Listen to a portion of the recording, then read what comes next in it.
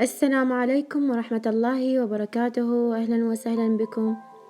اليوم راح نعمل مع بعض كيكة عائلية قياس 35 وأهلا وسهلا بكم.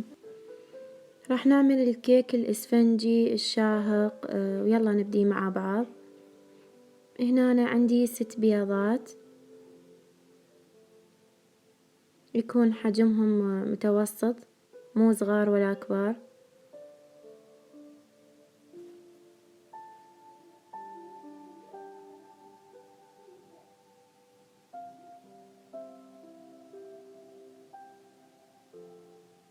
الكيكة الإسفنجية تكون لازم يعني بالعجانة، الخلاطة الكهربائية أو الخلاطة اليدوية الكهربائية.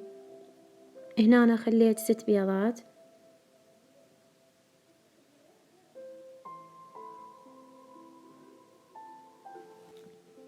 وهنا أنا كوب ونصف سكر.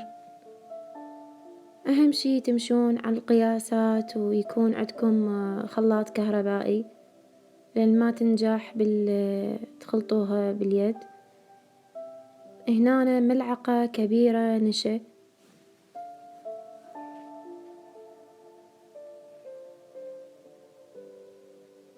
ست بيضات، كوب ونص سكر، ملعقة كبيرة نشا، ملعقة كبيرة خل أبيض.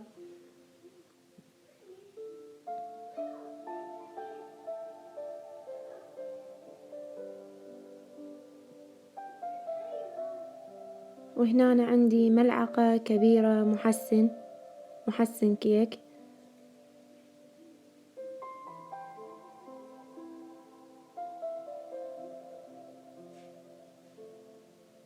وهنا أنا إذا ما متوفر عندي المنكهات تقدرون تخلون ملعقة كوب فانيلا. هنا نص كوب ماء،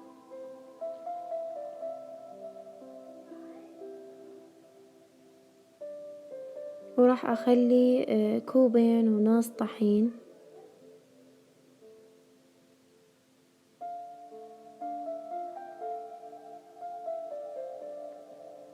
لازم نخلط جيد حتى إذا موجودة تكتلات.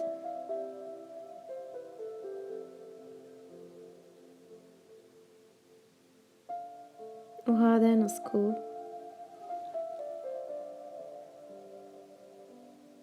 البيكنج باودر راح بعدين أخليه.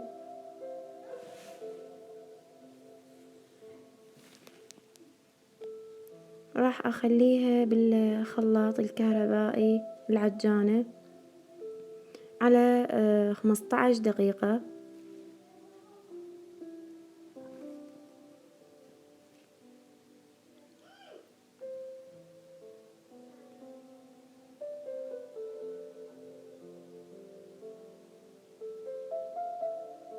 وهنا أنا بدأت تخلط عندي.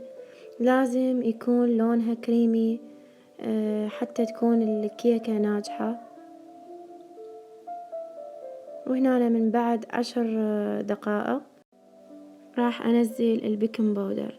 بيكنج باودر على كل كوبين ونصف طحين كيس ونصف بيكنج باودر.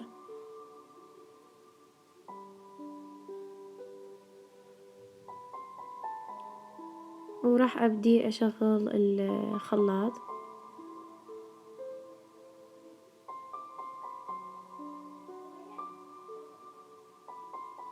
هنا أنا راح أخلي ورق الزبدة بالقالب مالت الكيك، هذا قياس 35. أحدد الورق حتى يكون نفس القياس. راح نخلي الورق الزبدة يكون الكيك ناجح أكثر.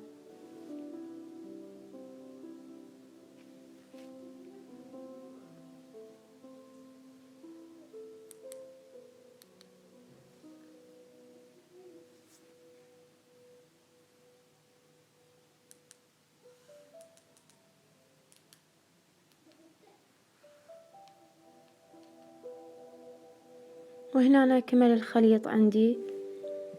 شوفوا اللون مالته صار أبيض وكريمي. هنا تكون الكيكة ناجحة. راح ألصق الورق الزبدة بالكريمة، أخلي شوية على القالب وألصقها. لا تنسون من تخلونها بالفرن أبدا ما يصير تفتحونها إلا من بعد ساعة.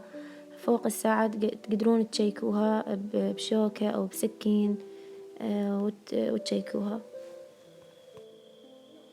لأن إذا انفتح الفرن راح تهبط الكيكة. يكون ما مفتوحة أفضل. والنار عندكم تكون هادئة جدا حتى تكون الكيكة اسفنجية وهشة. وهنا أنا كمل عندي وراح أنزل الخليط كله.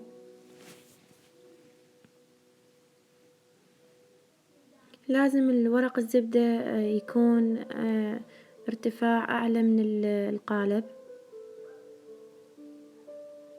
حتى إذا ترتفع انتو خالين ورق الزبدة. تنزلون الخليط كله، يكون هذا المستوى مالت الارتفاع حتى تكون عندكم مرتفعة.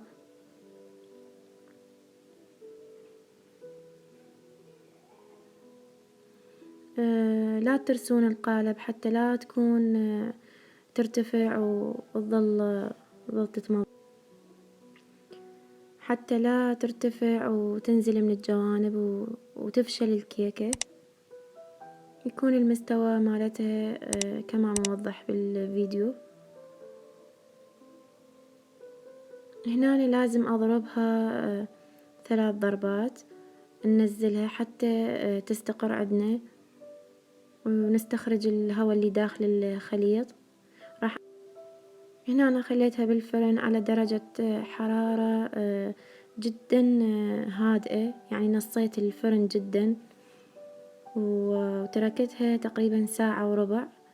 هنا شيكتها من بعد ساعة طلعت عندي مستوية، وهاي النتيجة مالتها.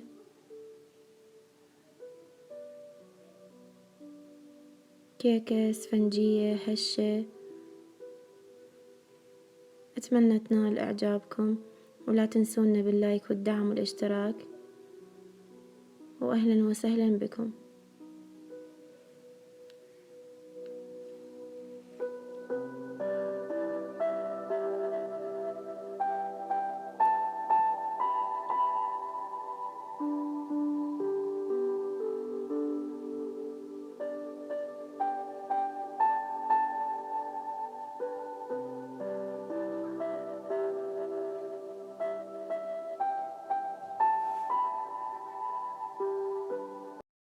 السلام عليكم. لا تنسوا الإعجاب بالفيديو والاشتراك في القناة تشجيعا لنا لنستمر بنشر المزيد إن شاء الله.